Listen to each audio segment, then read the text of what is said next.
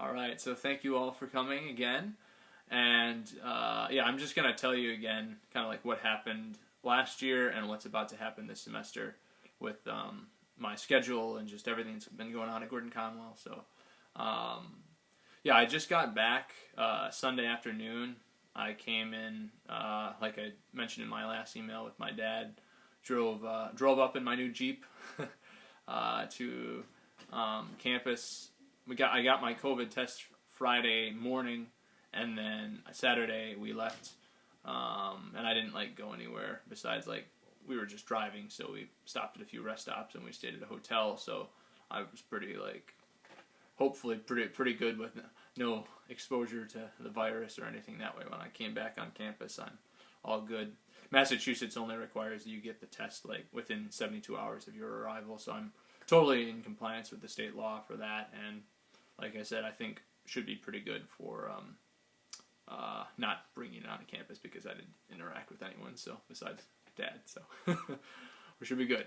But yeah, it felt a little weird to be back because I was gone for so long, but I had a great summer with my parents. But I think I'll start off with giving you a quick overview of what happened last year before I get into this summer and right now. So last semester, way back in the fall of 2019, I had Greek 1, the Project of Reconciliation, and Old Testament interpretation. So Greek 1, obviously just Greek 1, the first half of the basics of Greek to learn to know Greek so I can read the New Testament and interpret it and use it for preaching and teaching. That was tough, but it started off pretty easy, and then it got a little bit harder along the way, but it wasn't too bad.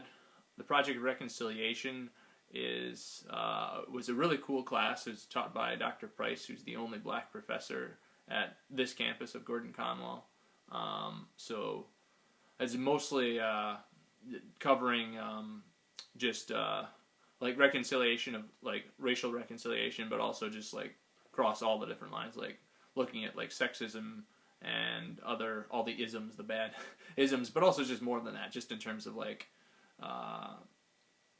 relationships in general, within the church, brokenness in the church. How do we deal with brokenness in the church, in the local church as well as overall church? So very good class. They're teaching again this fall, which I've heard about when he taught it in 2016, the fall of 2016. It was right before the election, well, actually during the season of the election. So it was a very tense time of just the political divide in the country is so stark that that class is a great class for kind of talking about those issues and kind of just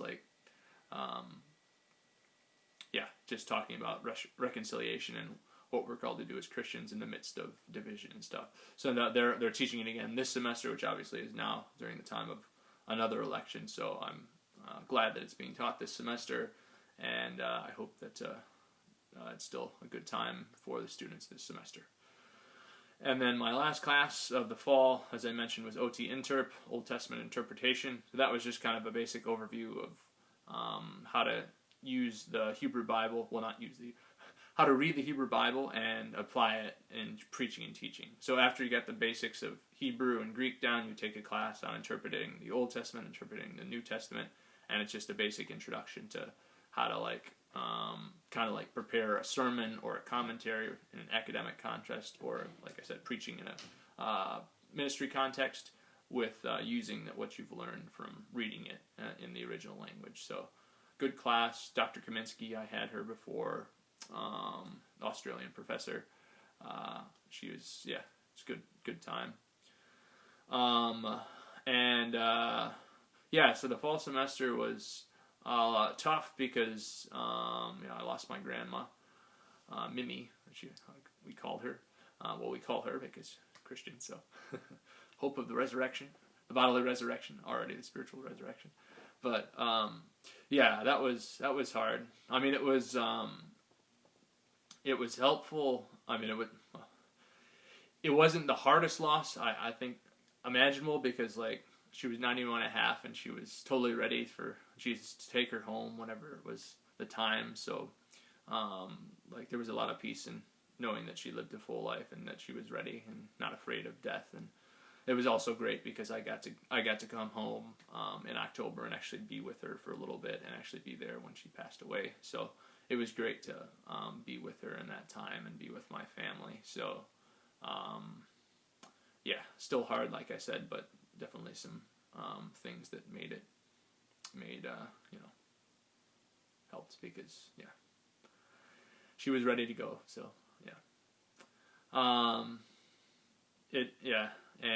it was totally worth it to go home, obviously, but it put me behind a little bit.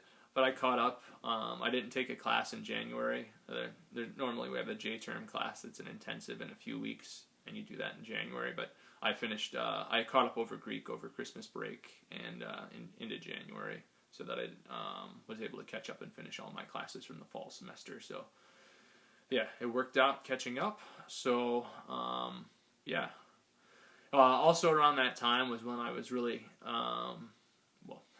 I've been really praying hard about this, as you know, for the last 3 years, but that was also at the end of the fall semester is when I was thinking that, all right, I think I am going to go forward with getting confirmation in the Catholic Church. So that was obviously a big deal to finally decide on that. And I still was kind of I'm going to start the process of doing the little rites and ceremonies that the Catholic Church has as you go along the way to confirmation. But I was still kind of open, obviously, to whatever happened if I changed my mind or anything. But ultimately didn't, as you know. But so that was big deal there too. So, and then the spring semester started, and I took Greek 2, so just continuation of Greek 1, and interpreting the New Testament. So just like I was mentioning before, interpreting the Greek New Testament and using it for preparing a sermon or writing a commentary. And lastly, I took exegesis of Genesis. So so you take the languages, basic 1 and 2, so Greek 1 and 2, Hebrew 1 and 2, interpreting the Old Testament, or New Testament. And then you go into 2 exegesis classes where it's a book of the Bible that you read, not usually the whole thing, but a lot of it, and you kind of go over main points of it, and then also you write a paper on a specific passage that you could use to either, like I said, write a commentary or write a sermon for preaching. So exegesis of Genesis, once again with Dr. Kaminsky. Good class. It felt a lot like OT Interp because a lot of the people in OT Interp were in Genesis, so it almost felt like it was just straight continuation because it was the same professor, same time, same classroom, everything. So that was kind of cool. But NT Interp was with Dr. McDonough, who this is the first time I had him. He was a really cool professor. He is a really cool professor. He's on sabbatical now, though. But I really enjoyed his class. And then, start of March, last thing, I mentioned ministry, which was finally, it felt really good to do some ministry because I've been storing up all this knowledge that I've been learning from reading the Bible and taking these classes and stuff. But then actually all right, now we're actually getting to use it tangibly in ministry, where I got to work with my old campus ministry at InterVarsity Christian Fellowship at Endicott College and Salem State University. Endicott is a small residential campus that's in Beverly, which is right next to Hamilton, where the campus is. So it's real close. Salem State's in Salem. Not too far away, but a half hour. That's a little bit bigger, about 7,000 students, and it's a mostly commuter campus. And so I was working with Molly Clark, the campus minister who serves both of those campuses. It was, like I said, really cool to be able to use my, be doing some ministry skills, use the things I've been learning in classes in person. Although most of the time I wasn't doing too much leadership stuff. It was mostly just networking, meeting the students, attending all the events, getting to know the campuses, getting to know the students, forming relationships, and doing some thanks, Mike. See ya. Getting some networking going, so I could see.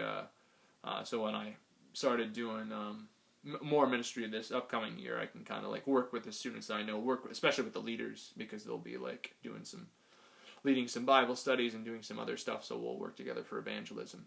which is really great. But yeah, so mentor ministry was cool. And then, so March started off with me like driving to Endicott, on my way to Endicott College, and going through a really weird intersection where it looked like it was clear. I pulled out, and then someone came flying around the corner and T-boned me. So no injuries to me, the other driver, thankfully, so that's the most important thing. But the car was messed up and had to go to the shop, and it was pretty tricky, like talking with everybody in, I'm talking with AAA, my insurance company in Michigan, and then like the random auto shop that it got taken to, and then I like had them transferred to the dealership because that's the place I've been going to before for service. So just talking those three different parties over the course of like March to April was really tricky. And then the pandemic started, as we all know, which totally changed the whole world.